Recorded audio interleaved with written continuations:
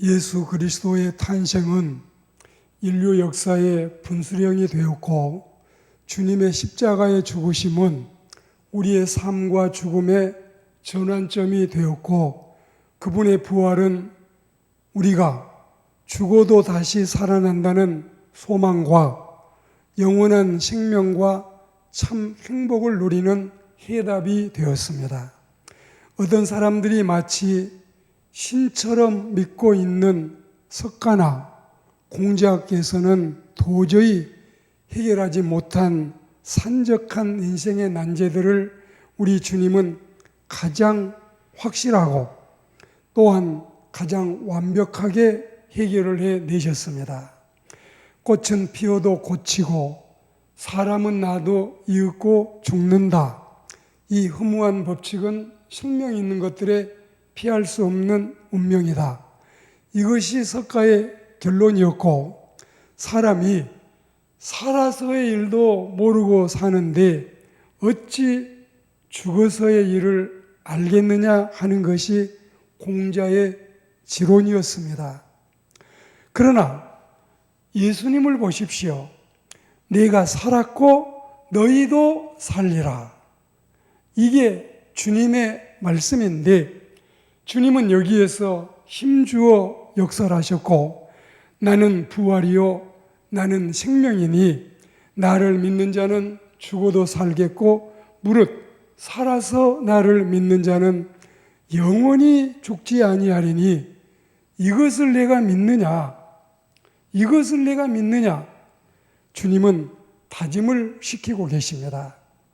처음에 예수님께서는 수고하고 무거운 짐진 자들아 이렇게 다정하게 우리를 부르시더니 십자가의 죽으심으로 우리들 속죄의 마지막 장면까지 깔끔히 완성하시고 사흘이 지나서 주님은 거뜬히 죽음을 이기시고 부활하셨습니다. 그리고 해맑은 이른 아침에 무덤가를 찾아온 여인들에게 따뜻하고 다정한 음성으로 말을 걸어오셨습니다. 우리 주님의 말씀은 딱 두 마디였고, 또한 말씀하신 내용은 세 가지였는데, 평안하냐? 무서워하지 말아라. 그리고 가서 내 형제들에게 갈릴리로 가라고 전해라. 거기서 나를 만나게 되리라. 이런 중요한 말씀이셨지요. 아마 두 말씀은 여인들에게 하셨고, 한 말씀은 심부름을 해달라는 부탁으로서 형제라고 일컫는 제자들에게 전해달라는 중요한 우리 예수님의 손편지 같기도 한 내용이었지요. 만약에 요즘 같으면 주님이 직접 제자들에게 당신의 휴대폰을 이용해서 카카오톡이나 또 페이스북을 통해서 문자로 발송을 하거나 주소를 분명히 갖고 있다면 빠른 우편으로 보내기도 했겠지만, 그때는 여인들에게 믿고 시키는 심부름이었지요. 이 심부름을 예수님께 부탁받은 막달라 마리아와 다른 마리아, 즉 두 마리아가 누구의 심부름이라고 우리 주님의 부탁인데 당연히 신속하고 차질 없이 잘 전해드렸겠지요. 근본 이 예수님과 제자들은 한양 사람들이 아니고 이 시골 출신들인데 택한 백성들을 위해서 십자가를 지시고자 서울에 와 있었고, 서울에서 이런 십자가 사건 또 부활 사건이 있었지만 이제 다시 그들의 무대였고 그들의 현장이었던 갈릴리 호숫가에서 주님을 만나고 떡과 생선 구이도 먹게 되겠지요. 그리고 거기서 오래 머무르지 않고 다시 상경하게 될 터인데, 부활의 주님의 지상 체류 40일, 이어지는 오순절 성령 강림 대망 다락방 기도에 이렇게 이어져서 사도행전 1장 말씀이 증명이 되고 있습니다. 3절에 40일 동안 그들에게 보이시며 하나님 나라의 일을 말씀하셨지요. 그리고 4절에 수도 서울을 떠나지 말라. 성령 세례를 받으라. 8절에는 증인이 되라 하시고, 그리고 9절 말씀에 가서는 구름을 타고 승천을 하시는 대목이 보여집니다. 여기서 만약에 덧붙이자면 11절 말씀인데, 갈릴리 사람들아 어찌하여 서서 하늘을 쳐다보느냐. 너희 가운데서 하늘로 올려지신 이 예수는 하늘로 가심을 본 그대로 오시리라. 이 말씀이에요.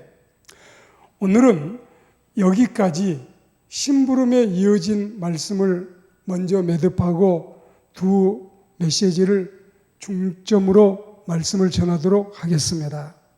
첫째는 평안하냐 하신 말씀이고, 두 번째는 무서워하지 말라 이 말씀입니다. 먼저 평안하냐를 여러분 평안하십니까? 그렇게 여러분에게 또 이 현장에서 제가 묻겠습니다. 첫째로 지난 사순절 기간에 우리 주님 때문에 여러분 많이 애태우셨지요. 주님의 십자가의 고난, 비아 돌로로사를 생각하시면서 많이 여러분 경건하게 지내셨지요. 두 번째로 마지막 순환주간 일주일은 또 얼마나 마음이 아프셨나요? 금식도 하신 분도 계시지요. 세 번째로 성금요일 날 엘리 엘리를 주께서 외치셨지요. 나의 하나님, 나의 하나님, 어찌하여 나를 버리십니까? 네 번째로 이런 신앙적인 일, 이런 영적인 일로 여러분들은 얼마나 이 세상살이에서 애통하느라 평안을 모르고 사시지는 않으셨는지요? 다섯 번째로 이제 여러분의 인생살이, 세상살이는 어떤지 묻고 싶습니다. 여섯 번째, 탈도 많고 병든 세상에서 여러분 혹시 질병에 시달리시지는 않습니까? 요즘에 제 주변에 보니까 만나는 사람 절반 가까이가 이 전염병 확진 때문에 고생을 했다고 들었고, 또 수많은 사람들이 이 확진 속에서 애태우고 있습니다. 그리고 일곱 번째로 산적한 인생사의 문제를 안고 살면서 마음의 근심은, 마음의 짐은 얼마나 무겁습니까? 여덟 번째로 심신이 불안하거나 가위 눌림에 고통당하고 계시지는 않습니까? 아홉 번째로 무엇보다도 소중한 우리 영혼의 건강 상태는 어떠하십니까? 열 번째, 혹시 아직도 죽음에 대한 공포나 불안에 떨고 지내지는 않으신가요? 11번째로 가난에 지치고 세상에 버림받아 불면증에 시달리는 때는 없으신가요? 그리고 12번째로 생의 의욕을 잃고 절망 가운데서 인생을 한탄하며 울고 계시지는 않습니까? 13번째로 반복된 실패로 낙심과 좌절에 신음하고 계신 것은 혹시 아니십니까? 14번째로 죄 문제로 고민하고 갈 길 몰라 유리방황하지는 않으십니까? 그리고 15번째로 남모르는 숨겨진 고민이 있어서 괴로워하고 있지는 않습니까? 어디 한번 이 15가지 물음에 대답을 해 보십시오. 하나도 안 걸리는 분은 혹시 있을까요? 우리 그랬으면 좋겠는데 어떤 분은 10가지 이상 걸릴 분도 있을 것이고, 묻고 묻는 질문마다 15가지가 다 내 현실 같다고 탄식하는 분도 없지 않아 있을 것입니다. 그런 분들에게 지금 우리 주님은 묻고 계십니다. 평안하냐? 평안하냐? 그런데 여기에서 이 카이레테, 평안하자라는 이 주님의 인사말로 되어 있지만 이는 사실 기뻐하라, 이런 원문의 의미가 있어요. 영어 성경에는 헤일로 되어 있는데 기쁘게 잘 지내고 있느냐, 이런 물음이기도 하지요. 주님이 너희에게 평안이 있을지어다. 이 말씀은 너희들 기쁘게 잘 지내고 있느냐? 이게 주님의 다정한 물으심입니다. 그리고 이 단어가 빌립보 4장 4절에 가서는 항상 기뻐하라. 판토 카이레테. 이거예요. 지금 주님은 두 마리아나 우리를 너무도 사랑하신 나머지 우리들과 평안과 기쁨을 가로막고 있는 모든 문제를 일거에 해결해 주시려고 물으시는 은총의 물으심이기도 하지요. 무엇 때문에 여러분은 평안이 없습니까? 여러분은 무엇 때문에 기쁨이 없습니까? 무엇 때문에, 대체 무엇 때문에 아직도 근심하고 계십니까? 아직도 무엇 때문에 평안과 기쁨을 누리지 못하고 계속하여 허우적거리고 있습니까? 부활하신 주님이 계시는데, 지금도 부활하신 주님이 우리 곁에 계시는데, 내 마음에 계시는데 무엇 때문에 기쁨을, 평안을 누리지 못하십니까? 그리고 마음의 평안을 가득 채우고 기쁨을 누려야 할 시간에 왜 울고 계십니까? 어찌하여 예수님을 사망자 명단에서 찾으려고 하십니까? 어찌하여 예수님을 영안실에서 만나려고 전전긍긍하십니까? 어찌하여 예수님을 가족묘지든 공동묘지든 무덤가에서 찾으려고 하시나요? 그러니까 평안이 없고, 그러니까 기쁨이 없지요. 주님은 무덤에 안 계셔요. 주님은 영안실에 없어요. 주님은 사망자 명단에서 눈을 씻고 찾아도 찾을 수 없습니다. 어찌하여 부활의 동산에서 근심의 넉마를 걸치고 계시나요? 사랑하는 교우 여러분, 강하고 힘찬 부활의 메시지를 들으셔야 그리하여 근심을 이기고 세상을 이기는 승전가를 부르도록 합시다.